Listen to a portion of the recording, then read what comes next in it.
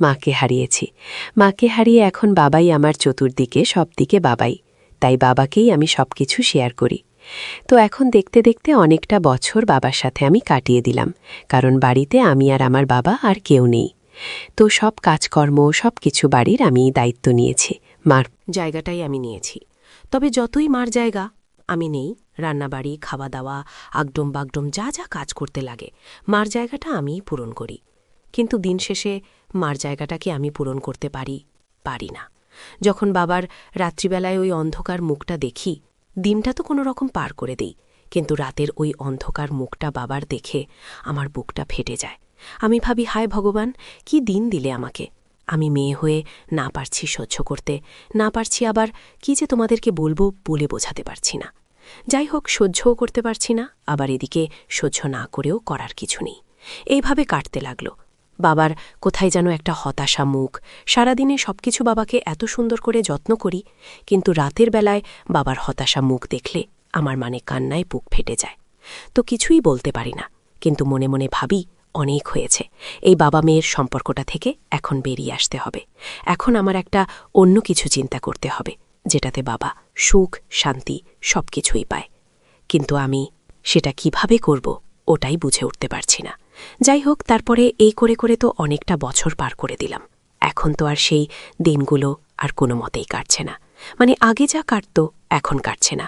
তো বাবা অনেক দিন ধরেই আমাকে কিছু একটা বলবে ভাবছে, আর আমিও মনে মনে ভাবছি। আমি যেটা ভাবছি সেটা যদি বাবা বলে তাহলে তো সমস্যাই হয়ে যাবে। আমি তো না করতে পারবো না, বাবার মুখের ওপর আমি জবাব দিতে পারবো না। অগত্যা আমার করতেই হবে সেই জিনিসটা। অনেক ভেবেচিন্তে ভাবলাম, বলুক বাবা, যদি বলে আমি রাজি হয়ে যাব। আমি আর দ্বিকান চিন্তা করব না। বাবার কষ্ট আমি দেখতে পারছি না। এতটা বছর বাবাকে সান্ত্বনা দিলাম। আর কত? বাবারও তো একটা আর কি শখ, আনন্দ ফুর্তি আছে। বাবারও তো তেমন বয়স হয়নি, আর মা অনেক আগেই চলে গেছে। আর বাবা মার বিয়েটা হয়েছে অনেকই অল্প বয়সে, এই জন্য বাবারও এখন বেশি একটা বয়স হয়নি। তো বাবার শখ কালাত সব কিছুই পড়ে আছে। তার জন্য আমি ভাবলাম যে প্রত্যেকটা মানুষের একটা একটা নিজের আনন্দ ফুর্তির জন্য আর কি খুবই একটা দরকার, যে যখনের সময় তখন করতে না পারলে পরে কি আর সেই সময়টা ফিরে পাবে না। মানুষের দিনের সাথে সাথে বয়স বাড়ছে, তো ইচ্ছা থাকলেও তখন আর কোনোভাবে সেই আনন্দ ফুর্তি করতে পারবে না। এগুলো মনে মনে নিজেই চিন্তাভাবনা করছি। তারপরে বাবা যখন দেখি আমার দিকে এসে হাঁ করে থাকে, আমাকে দেখতেই থাকে, আমি নিজেকে একটু কেমন গুটিয়ে শুটিয়ে নিই, যে বাবার তাকানোটা কেমন যেন একটা অস্বাভাবিক। বাবা আমার দিকে নর্মালভাবে তাকাচ্ছে না, কেমন একটা অস্বাভাবিকভাবে তাকাচ্ছে। কিছু বাবা বলতে চাইছে। আমি না জানার ভান করেই তো এতদিন কাটিয়েছি। এখন তো আর নয়, এখন তো অনেক বছর অনেক দিন কেটে গেল। তার জন্য ডিসিশন নিচ্ছি। এখন যা বলার বাবা বলবে আমি সেটাতে হ্যাঁ বলবো। যেমন কথা তেমনই আমার কাজটাও এত তাড়াতাড়ি যে সম্পূর্ণ হবে আমি বুঝতে পারিনি। আমি ভেবেছিলাম হয়তো বাবা এত তাড়াতাড়ি বলবে না। ও মা, মনের কথা বাবা যে এত তাড়াতাড়ি বুঝতে পারে কি করে, আমি সেটা নিজেও বুঝতে পারিনি। আসল কথা, মা হারানোর পর বাবাই তো আমার সবটা দেখত। আমার ভালো মন্দ সব কিছু বাবা বুঝতে পারত। তার জন্য মনে হয় বাবা মনের কথা বুঝে গেছে। হঠাৎ করে আমি রান্নাঘরে রান্না করছিলাম। অনেক দিন ধরে বাবা বলছিল চাউমিন খাবে রাতের বেলা, তাও কিন্তু দিনের বেলায় না, রাতের বেলায়। তো আমি বাবার জন্য রাতের বেলা চাউমিন করছি। বাবা অমনি রান্নাঘরে এসে আমাকে বলছে, আরে মা, কি করছিস? আমি বললাম, তোমার ফেভারিট আইটেম করছি। বাবা বলছে, কি?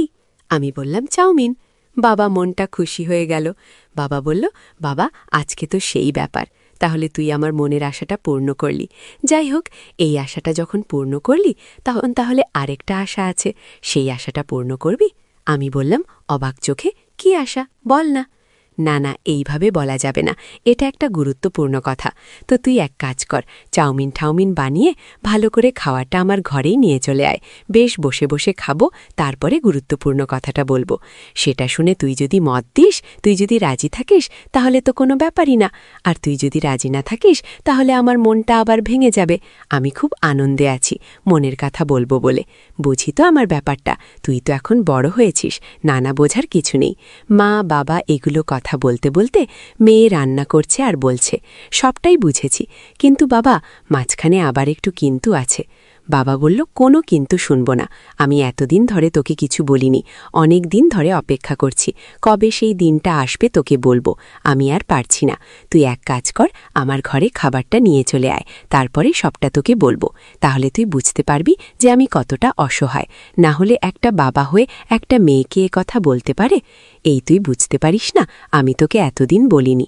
অনেক বছর, অনেক দিন তো গেল, এখন আর হচ্ছে না। বুঝিসই তো, সবারই তো একটা বয়স আছে, সবারই তো একটা সকাল রাত আছে, সবারই একটা সময়ের মূল্য আছে। এই সময় চলে গেলে কি আর ফিরে পাবো না। এই বলে বাবা মেয়েকে অনেক কথা বলল। বলার পরে মেয়ে বলল, ঠিক আছে বাবা, তুমি তোমার ঘরে গিয়ে রেস্ট নাও। আমি একবার খাবার নিয়ে তোমার ঘরে যাচ্ছি, সবটা তোমার ঘরে গিয়েই বলবো। এইভাবে ঘোরাফেরা করে বলা যায় না। আমারও কিছু বক্তব্য আছে, আমার কথাগুলো বলতে হবে, কারণ আমি তোমার মেয়ে। আজকে আমি যদি না বলতে পারি, তাহলে হয়তো আর কোনোদিনও বলতে পারবো না। আমি বুঝতে পারছি তোমার অসুবিধেটা বুঝতে পারছি বলেই তো আমিও একটা ডিসিশন নিয়েছি। হয়তো তোমার ডিসিশন আর আমার ডিসিশন একই হতে পারে, কারণ আমি তো নিজের চোখেই দেখছি প্রতিটা মুহূর্ত আমি সবকিছু তোমাকে সুখ দিতে পারলেও কিছু কিছু জিনিস তোমাকে আমি আর কি আনন্দ দিতে পারবো না। তাই ভাবলাম যে না, এখন আমার ওইগুলো চিন্তা করলে হবে না। বাবা মেয়ে এখান থেকে বেরিয়ে এসে আমার অন্য চিন্তাভাবনা করতে হবে, কারণ তোমার সেই হতাশা মুখ, অন্ধকার মুখ দেখে আমার দিন কাটে, আমার ভালো লাগে। সারাদিন আমি তোমার আনন্দের জন্য, তোমার খুশির জন্য সব কিছু করি। সেই যদি রাতের বেলায় তোমার অন্ধকার মুখ দেখি, তাহলে আমার খুবই খারাপ লাগে। এগুলো আমি সবই বুঝি, সবই জানি। বাবা বলল, সে তো তুই বুঝবি, জানবি। তুই তো এখন অনেক বড় হয়েছিস, এই জন্যই তো তোকে বললাম, তুই আমার মনের ব্যাপারটা একটুতেই বুঝতে পারবি। আমি যখন তোকে সবকিছু খুলে বলবো, তখন তুই নিজের থেকেই আমাকে বলবি, হ্যাঁ বাবা ঠিক আছে, আমিও তোমার কথা শোনার জন্য আছি অপেক্ষায়। তুমি আমাকে কি কথা বলবে আমি কিছুটা আন্দাজ করতে পেরেছি, কিন্তু তোমার মুখ থেকেই শুনব। আশা করি আমি তোমাকে এবার আর অমত করব না। তোমার মনের অবস্থাটা আমি বুঝতে পারছি, কারণ আমি তো এখন অনেক বড় হয়েছি। এখন আমাকে সবকিছু খুলে বলতে হবে না। বাবা এ শুনে খুশি হলো। বাবা বলল, যাক, আমার মেয়েটার অনেক বড় হয়ে গেছে, এখন আর আমার কোনো দুঃখ কষ্ট থাকবে না, আমার চিন্তা থাকবে না। মেয়ে বলল, কি করব বাবা? আজকে যদি মা থাকতো, তাহলে কি আর এগুলো হতো না। আজকে মা নেই, যতই আমি মার জায়গা নেই, কিন্তু সম্পূর্ণ মার জায়গা নিতে পারছি না। তার জন্য আমি ভাবলাম, এখন থেকে পুরোপুরি মার দায়িত্বটাই আমি পালন করব। মেয়ে হয়ে বাবাকে মারতে বউয়ের দায়িত্বই আর কি হিসেবে পালন করব, কারণ মা সবটাই সামলায়, আর আমি এখনও সম্পূর্ণভাবে সামলাতে পারছি না। আমার এই চিন্তাভাবনা। তুমি এখন কি বলো? বাবা বলল, হ্যাঁ, এই শুনে আমি তো খুশি হয়ে গেলাম, কারণ তোর মাকে আমি বড্ড ভালোবাসতাম, আর তোর মার স্মৃতি আমার চতুর্দিকে ভাসছে। সেই জন্য আমিও চাই তুই পুরোপুরি ওই রকমভাবেই আর কি দায়িত্বটা নে। এই বলে বাবা বাবার ঘরে চলে যাওয়ার জন্য আর কি বেরিয়ে পড়ল। মেয়ে বলল, ঠিক আছে, তুমি কাজের থেকে আসছো, তুমি রেস্ট নাও, আমি তোমার ঘরে যাচ্ছি, আমি খাবার নিয়ে তারপরে ওখানে গিয়ে সব কথা হবে। আশা করি তোমার সাথে আমার একমত হবে। তুমি চিন্তা করো না, আমি আমার মন প্রাণ দিয়ে সব কিছু দিয়েই তোমাকে আমি উজাড় করে ভালোবাসব, কারণ তুমি আমাকে ছোটবেলার থেকে মানুষ করেছ। তোমার উপরে আমার আর কেউ নেই। তুমি যা বলবে আমি সেটাই অক্ষরে অক্ষরে মানব। আর মা থাকলে আজকে এই ব্যাপারটা হতো না। তার জন্য আমি এবার ডিসিশন নিয়েছি।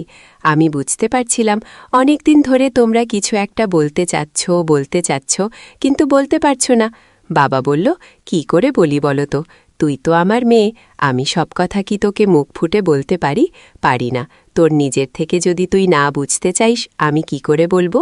মেয়ে বলল, একদম ঠিক, আমি তোমার মনের কথা বুঝে গেছি। তুমি যাও ঘরে, আমি যাচ্ছি।